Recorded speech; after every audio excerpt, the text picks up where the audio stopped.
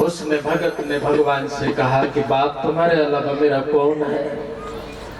अब मैंने जीवन में कभी 50 साल दूसरे दर पर माथा नहीं टिकाया, कभी दूसरे दर पर गया नहीं, अब तो तू है। कहते हैं कि पत्रिका पहले रख करके और अपने रिश्तेदारी में बांट। 2 दिन बारात के बच्चे आने में उसने गुरुजी के पास में शाम को तो रोज जाता था। चेहरे पर देखो तो सुंदर सी मुस्कुराहट और गुरुजी को प्रणाम। अब गुरुजी की चिंता हो गई, जब बोलू ना जयराम जी की। चेला मुस्कुराया और गुरुजी चिंतित हो गए। बोले यार गजब की तेरी हिम्मत है, हाय हल्ला करने से कुछ नहीं होता, थोड़ी सी मजबूती, थोड़ा सा साहस जुटाना पड़ता, थोड़ा सा हिम्मत करना पड़ता है ना। बिना हिम्मत के बिना साहस के काम चलता था। अगर हिम्मत है तो आप जो चाहो वो कर सकते, अगर हिम्मत नहीं है तो फिर हिम्मत है तो आप अच्छे व्यापारी बन सकते। कई लोग डरते हैं कि 50,000 खर्च कर दूं, कई मालूम वापस आएगा कि नहीं आएगा, तो बापड़े जिंदगी भर गड्डी जमा करके रख के रहे लेकिन कुछ नहीं कर पाए, क्योंकि हिम्मत ही नहीं उनमें, तो फिर करेगा कैसे। और जो हिम्मत वाला है बोले आएगा तो आएगा, नहीं आएगा तो वाह चला जाएगा, चलो भाई, तो वो लगा देता है और व्यापार में जुट जाता है तो 7 लाखों कमा लेता है 50। और कई लोग बेचारे हिम्मत के कच्चे नहीं कर पाते, वो नहीं हिम्मत जुटा पाते हैं। ऐसे ही व्यापार की बात है, ऐसे ही पढ़ने वाला है वो हिम्मत कर लेता है कि चलो यार जो होगा देखा जाएगा, ये कर लो, तो वो कर लेता है। ऐसे ही भगवान का भगत है, वो भगवान में पूरी हिम्मत जुटा ले, बोले चाहे भले कुछ भी हो जाए, चलो इनके रास्ते पे चल पड़ो, तो वो निकल जाता है। नहीं कई बैठे रहते, बोले आपने तो नहीं सुबह शाम अपने राम राम कर लो, बस ज्यादा लफड़े में नहीं पड़ो, ज्यादा झंझट में नहीं पड़ो, अपना छोरा छोरी भी पाल लो, है ना, तो बेचारा उनका चक्कर में वो छोड़ देते हैं। अरे हिम्मत थोड़ी सी आ जाए तो काम बन जाए। अगर साहस आदमी के पास में नहीं है तो कुछ कर नहीं पाए, अगर हिम्मत है तो सब कुछ कर ले। चाहे कथा करना पड़े तो हिम्मत करो, यज्ञ करना पड़े तो हिम्मत करो, भंडारा करना पड़े तो हिम्मत करो, भक्ति करना पड़े तो भी यार हिम्मत ही करना पड़ेगी, बिना हिम्मत के कुछ हो नहीं सकता है साहब। आप अगर हिम्मत कर लो तो क्या नहीं हो सकता, सब कुछ हो सकता। लेकिन हम बैठे रहते हैं, क्या मालूम फायदा होगा, क्या मालूम ये लाभ होगा कि नहीं होगा, ऐसा बैठे रहते हैं। तो बैठे रहते तो उनसे कुछ नहीं हो पाता।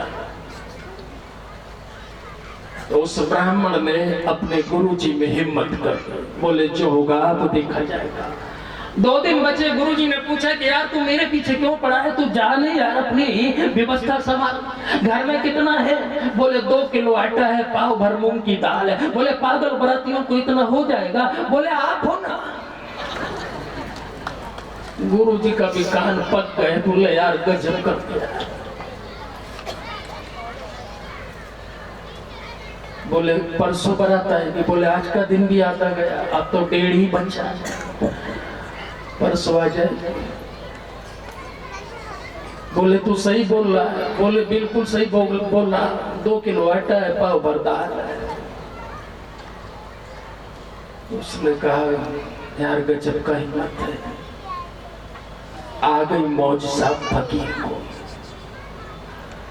महात्मा अगर मौज में आ जाए तो क्या नहीं कर सकता है। उसने कहा कि ऐसा कर तू मेरी जूतियां ले जा। और जूतियां भी साहब कहीं पुरानी फटी हुई, बीबी नहीं थी कि 6 महीना पहन ले, बीबी बिल्कुल पुरानी फटी हुई, तलवा भी फट गए, साइड फटी। जा ले जा बेटा। एक बार तो वो चेहरा देखने लगा कि क्या तेरी मौज है। क्या कह रहा बाबा? बोले हाँ ले जा। ये जूतियां उसने उठाई, अपने सर पर रखी। कहते हैं कि जब सर पर रखी आंखों में आंसू, तो पाँव में नृत्य सा फूट पड़ा। नृत्य करता हुआ चला जा रहा, आंखों से आंसू, प्रेम की धारा।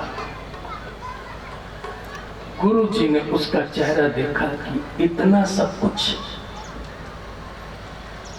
नाच करता हुआ चला जा रहा, मस्तानी चाहता। उसने ये कल्पना भी नहीं करी कि यार ये फटी जूतियां यार क्या करेंगी, ये कल्पना भी नहीं। आपको चौपाई में बार बार सुना भी रहा कि बंदा गुरु पद में परा, सूरज सुवास सरस अनुराग। बंदा गुरु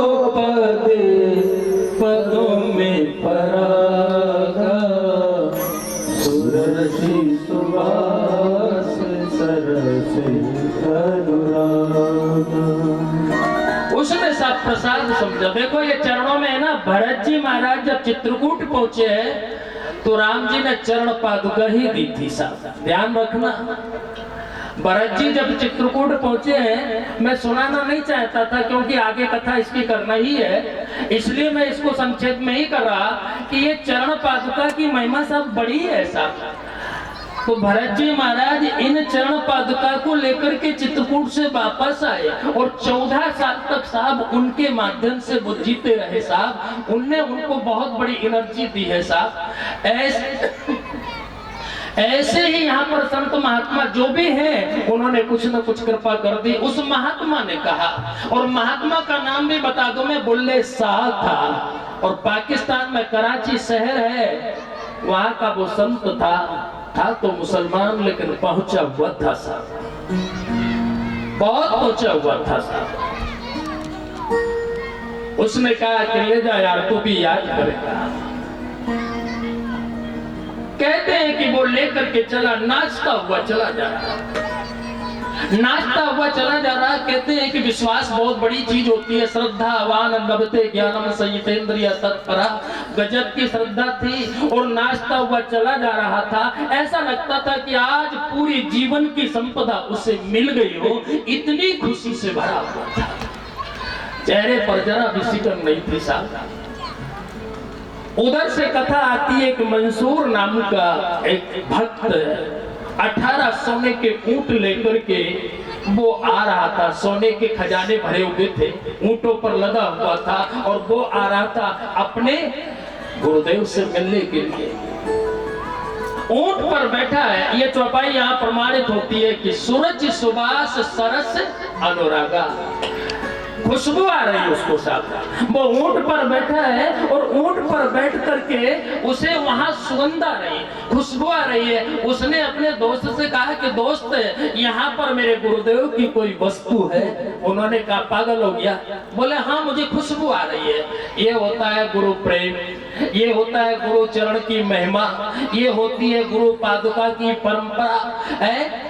अगर आप देखें तो सहज अगर जूता देखे तो बदबू आती है, लेकिन इसे तो खुशबू आ रही है। सुरुचि सुबास सरस अनुरागा, बंदो गुरु पद पदम परागा, सुरुचि सुबास सरस अनुरागा। साहब उसे खुशबू आ रही है, इतनी खुशबू कि ऊंट पर बैठा है और वो चारों तरफ दिशाओं में कभी इधर देखता, कभी इधर देखता, कभी इधर देखता, कभी इधर देखता। उसने कहा कि कुछ भी हो मेरे गुरुदेव की यहाँ पर कोई वस्तु है। ये प्रेम है साहब, ये भाव है। जब ये भाव हमारे बन जाए, आजकल तो चरण पादुका उठाने में भी घबराहट छूटती है, लेकिन ये तो सिर पर रखे और सिर पर रख करके नृत्य करता जा रहा। एक तो सिर पर रख करके नृत्य कर रहा और दूसरा खुशबू आ रही उससे। उसे आज ऐसा लग रहा है कि कमल की खुशबू है? उसे ऐसी खुशबू आती है। कथा आती है कि वो ऊंट से नीचे उतर आया, नीचे उतर आया और नीचे उतर करके वो देख रहा चारों तरफ के कहां पर, कभी इधर भागे कभी उधर। ब्राह्मण चला आ रहा अपनी मस्ती की चाल। चला आ रहा, उसने कहा कि यहाँ पर है। जाकर के पहले तो उस ब्राह्मण को वंदन किया है कि बाप तू कहाँ से आ रहा। तो उसने कहा कि दरबार में गया था, मैं दाता के अपने दरबार में गया था, बस उसके चरण में जाकर के बैठा और वहां पर जाकर के प्रसाद मिला। उसने कहा कि जरूर मुझे विश्वास था कि आपके पास में मेरे दाता दयाल का प्रसाद है, इसलिए मुझे खुशबू आ रही है। जरा पर्दा तो हटा। कहते हैं कि उसने पर्दा हटाया तो चरण पादुका मिली। उसने कहा कि भैया इन पादुका की कीमत क्या करोगे पंडित जी, बोलिए। उन्होंने कहा कीमत? बोले हाँ। बोले इनकी कीमत? बोले हाँ। पंडित तो पंडित था, वो भी समझदार था। उसने कहा कि तो अनमोल है, इनकी कीमत कभी होती नहीं है, लेकिन एक बात बता यार, तू क्या लगाएगा बता। उसने कहा कि मैं क्या लगाऊं, गुरु की चरण पादुका है, इससे ज्यादा और बेशकीमती वस्तु हो क्या सकती है। उसने कहा कि जितनी जीवन में मेरी कमाई है वो सारी कमाई मैं इनके बदले दे सकता हूँ, मंजूर हो तो सौदा कर ले। उसने कहा क्या कह रहे हो? बोले हाँ, जितनी मैंने जीवन में कमाई करी है वो कमाई के बदले अगर चरण पादुका दे दे तो मैं सौदा करने को तैयार हूँ। पंडित के चरण रुक गए। उसने कहा कि ये बाप क्या करुणा बरसा रहा, क्या कृपा कर रहा। अब वहां जा तो नहीं पाया, लेकिन वहीं से प्रणाम किया। उस पंडित ने कहा कि भैया तू ही बता दे कि कितनी कीमत देगा। उसने कहा कि ज्यादा तो नहीं, 18 ऊंट भरे हैं सोने चांदी से, वो सब तुम्हें दे देता हूँ और ये चरण पादुका मुझे दे दीजिए। पंडित ने कहा कि बात चल। बोले मेरे घर पे खाली कर दे। पंडित साहब ले गया 18 ऊंट सोने चांदी हीरा मोती, सब उसके घर पर खाली। अभी 1.5 दिन बाकी है, हो घबराने की बात है। घर पर जाकर के 18 कल्पना करो, अपने तो 5-10 तोला जीवन में मिल जाए तो इतनी में दुनिया भर की अकड़ आ जाए साहब है। लेकिन यहाँ तो ऊंट देखो तो 18 भरे हुए हैं और वे घर में खाली हो रहे हैं। गांव का लोग देख करके सब चकमक हो रहे हैं। पत्नी भी आश्चर्य कर रही है कि क्या कर रहे हो। बोले कुछ नहीं है, गुरु कृपा बरस गई है, ये उनकी दया है, ये उनकी महिमा है। बोले ये क्या पागल हो गया ये? बोले पागल नहीं हो गया, जो हमने 50 साल तपस्या करी है उसका फल चरण पादुका है, ये मोल ले रहा, उसकी कीमत ये चुकता कर रहा है। बस पत्नी ने कहा कि मैं तो सोच रहा था तुम बेरोजगार। बोले तुम्हारी नजर में तो अभी तक बेरोजगार थी, लेकिन आज ही मेरी अच्छी तरीके से व्यापारी व्यवस्था हो पाई साहब। आज ही रोजगार सही मिल गई पूरी जिंदगी की साथ। पंडित ने शादी कर ली 18 ऊंट सोने चांदी के साथ। गांव तो ठीक है, एरिया में चर्चा थे। सभी लोग विचार करने लगे कि यार मैं ऐसा क्यों नहीं कर सकता,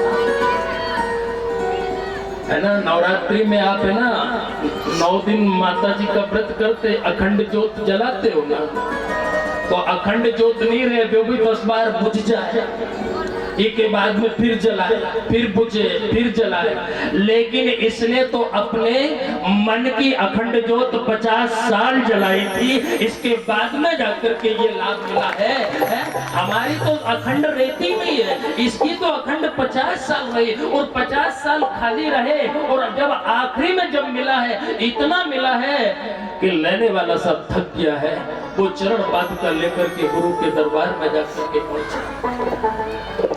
आप लोग ऐसा मानते हैं कि अगर ज्योत अपन जला रहे ना बुझ जाए तो शायद खंडित हो जाती है। एक बात का याद रखना कि जिन गुरु के चरणों में तुमने ज्योत जला ली, अर्थात अपने मन को लगा दिया, अब 50 साल अगर लगा रहे ना तो अनमोल साहब उपहार वो मिल जाते हैं, तमाम संपदा मिल जाती। हमारा साहब ये भाव नहीं बन पाता, रोज कभी इधर कभी इधर कभी इधर, नहीं एक जगह टिक जाओ साहब। और चाहे भले कितनी भी आंधी चले, कितने भी तूफान चले, बला पर बला भी चले आए, लेकिन हम डगमग ना हो, इतनी हिम्मत जब अपने में आ जाए तो ऐसा सौभाग्य साहब बन जाता है। और अगर हम इतना नहीं कर पाते हैं तो जिंदगी साहब कहीं ऐसी निकल जाती, चाहे मीरा की बात हो चाहे किसी की बात हो, है तो एक बार हम निर्णय कर ले कि जहाँ पहुंच गए अब उस द्वार को छोड़ना नहीं है। मैं तो आ गई दाता के दरबार, अब घर ना जाऊंगी। मैं तो आ गई दाता के दरबार, अब घर ना जाऊंगी। मैं तो आ गई दाता के